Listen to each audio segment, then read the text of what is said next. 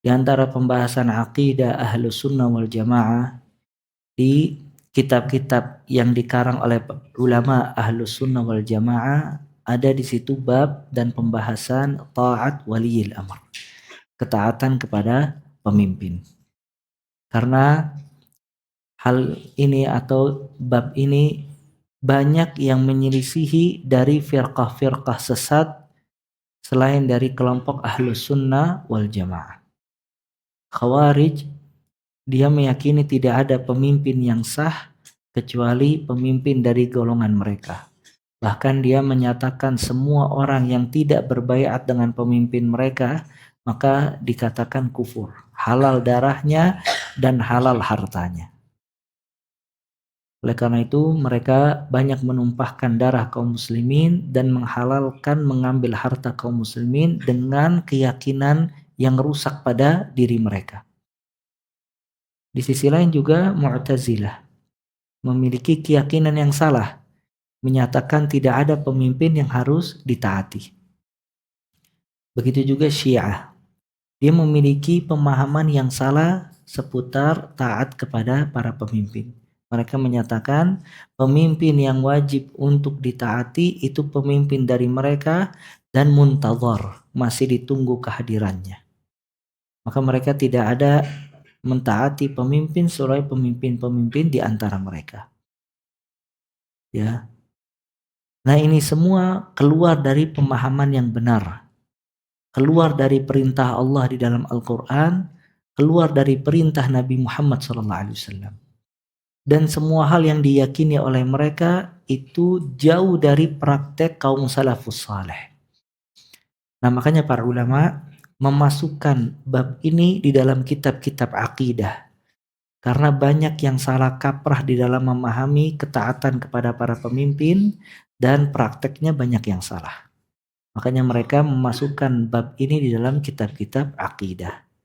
Dan juga yang harus kita ketahui ya ikhwah, ketaatan kita kepada pemimpin, khususnya Ahlus Sunnah wal Jamaah, itu bukan menyatakan kalau semua yang dilakukan oleh pemimpin tersebut benar.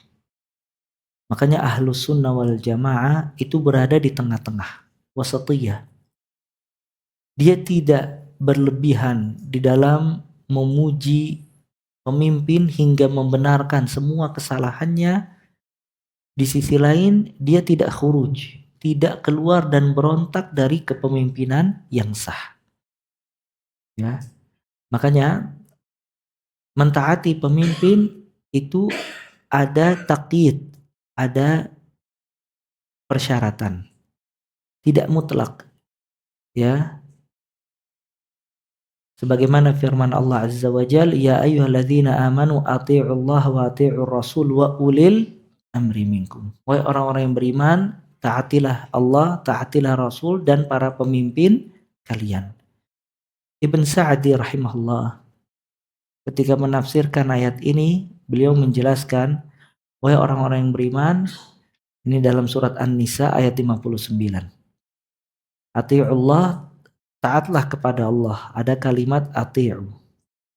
Wa ati'ur rasul, taatlah kepada Rasul, ada kalimat ati'u. Kemudian wa ulil amri minkum, tidak ada kalimat ati'u.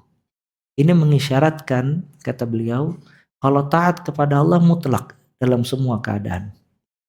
Taat kepada Rasul mutlak dalam semua keadaan. Tapi taat kepada para pemimpin muqayyad.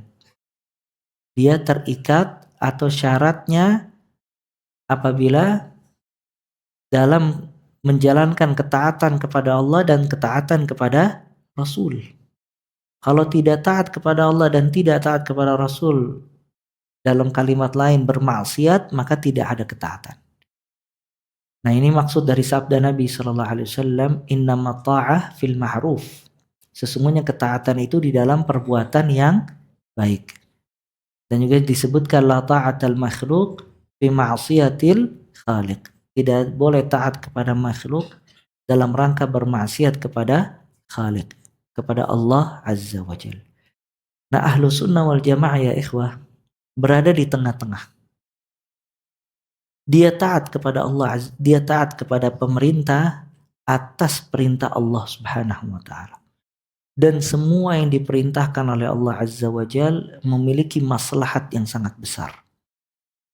Makanya ketaatan kepada para pemimpin bukan hanya taat saja, namun di balik itu ada kemaslahatan yang sangat besar yang bisa diraih oleh rakyat ya dari maslahat-maslahat tadi. Kenapa anak-anak kita bisa sekolah? Kenapa kita bisa beraktivitas? Kenapa kita bisa bekerja? Kenapa kita bisa menunaikan ibadah, sholat Jumat, hari Id, berkurban, dan yang lainnya? Itu semua landasannya karena ada ketaatan kepada para pemimpin. Ketika pemimpin itu ditaati dan ketika pemimpin itu diberikan haknya, maka ada maslahat yang besar bagi rakyat tadi. Ya. Namun ketika pemimpin tidak ditaati, bahkan ada khuruj, pemberontakan kepada pemimpin, kemudian harga diri pemimpin dijatuhkan, perintahnya tidak ditaati, maka akan hilang kemaslahatan tadi. Makanya tidak terjadi pertumpahan darah di dalam satu negara, melainkan karena ada pemberontakan kepada para pemimpin.